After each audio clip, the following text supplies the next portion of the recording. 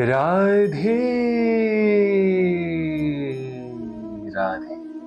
चलिए आज हम आपको बताएंगे कि मन, बुद्धि तथा आत्मा में सबसे बड़ा कौन है। और इसी तरह आज तृतीय अध्याय का अंत होता है। मिलकर बोलिए राधे राधे। इंद्रियां काम के कार्यकलापों के विभिन्न द्वार हैं। काम का निवास शरीर में है, किंतु उसे इंद्रिय रूपी झरोखे प्राप्त है।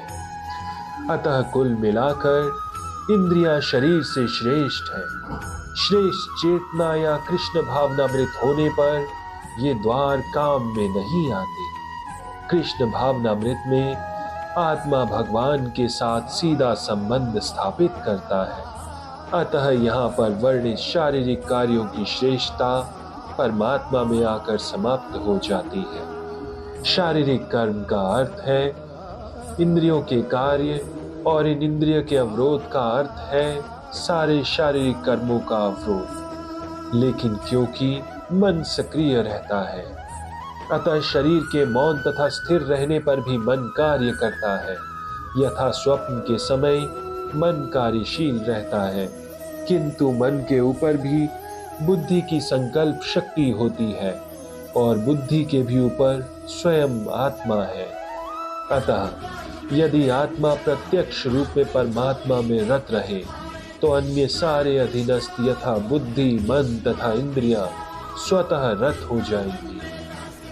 कंठोपनिषद में एक ऐसा ही अंश है जिसमें कहा गया है कि इंद्रिय विषय इंद्रियों से श्रेष्ठ है और मन इंद्रिय विषयों से श्रेष्ठ है।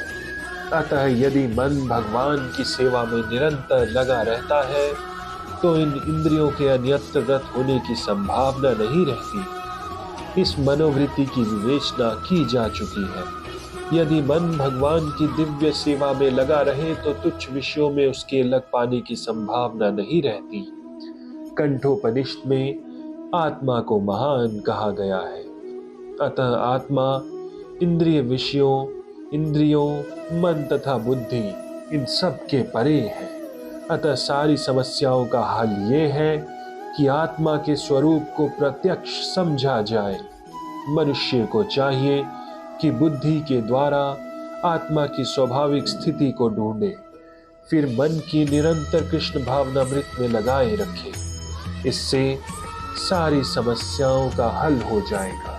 सामान्यतः नव दीक्षित अध्यात्मवादी को इंद्रिय विषयों से दूर रहने की सलाह दी जाती है, किंतु इसके साथ साथ मनुष्य को अपनी बुद्धि का उपयोग करके मन को सशक्त बनाना होता है। यदि कोई बुद्धि पूर्वक अपने मन को भगवान के शरणागत होकर कृष्ण भावनामृत में लगाता है, तो वह स्वतः मन को सशक्त कर लेता है। और यद्यपि इंद्रियां सर्प के समान अत्यंत बलिष्ठ होती है, किंतु ऐसा करने पर वे दंत विहीन सांपों के समान अशक्त हो जाएंगी। यद्यपि आत्मा बुद्धि, मन तथा इंद्रियों का स्वामी भी है, तो भी जब तक इसे कृष्ण की संगति द्वारा कृष्ण भावनामृत में सुदृढ़ नहीं कर लिया जाता, तब तक चलायमान मन के कारण नीचे गिरने की पूरी संभावना बनी रहती है।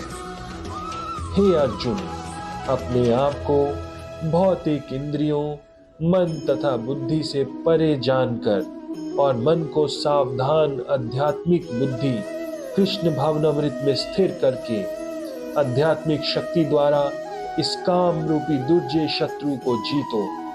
भगवत गीता का ये तृतीय अध्याय मनुष्य को निर्देश देता है कि वो निर्विशेष शून्यवाद को चरम लक्ष्य न मानकर अपने आप को भगवान का शाश्वत सेवक समझते हुए कृष्ण भावनामृत में प्रवृत्त हो। भौतिक जीवन में मनुष्य काम तथा प्रकृति पर प्रभुत्व पाने की इच्छा से प्रभावित होता है। प्रभुत्व तथा इंद्रिय तृप्ति की इच्छाएं बद्ध जीव की परम शत्रु है, किंतु कृष्ण भावनामृत की शक्ति से मनुष्य इंद्रियों, मन तथा बुद्धि पर नियंत्रण रख सकता है। इसके लिए मनुष्य को सहसा अपने नित्य कर्मों को बंद करने की आवश्यकता नहीं है, अपितु धीरे धीरे कृष्ण भावनामृत विकसित करके भौतिक इंद्रियों तथा मन से प्रभावित हुए बिना अपने शुद्ध स्वरूप के प्रति लक्षित स्थिर बुद्धि से दिव्य स्थिति को प्राप्त हुआ जा सकता है। यही इस अध्याय का सारांश है। सांसारिक जीवन की अपरिपक्व अवस्थाओं में दार्शनिक चिंतन तथा यौगिक आसनों के अभ्यास से इंद्रियों को वश में करने के लिए कृत्रिम प्रयासों से आध्यात्मिक जीवन प्राप्त करने में सहायता नहीं मिलती। उसे श्रेष्ठ बुद्धि द्वारा कृष्ण भावनामृत में प्रशिक्षित होना चाहिए। इसका अर्थ ये है कि यदि आप दार्शनिक चिंतन तथा यौगिक आसनों के द्वारा इंद्रियों को वश में करने की चेष्टा करके आध्यात्मिक जीवन प्राप्त करना चाहते हैं तो उससे आपको कभी भी कोई सहायता नहीं मिलेगी। यदि आपको सहायता चाहिए तो आपको अपनी बुद्धि को कृष्ण भावनामृत में लगाना होगा।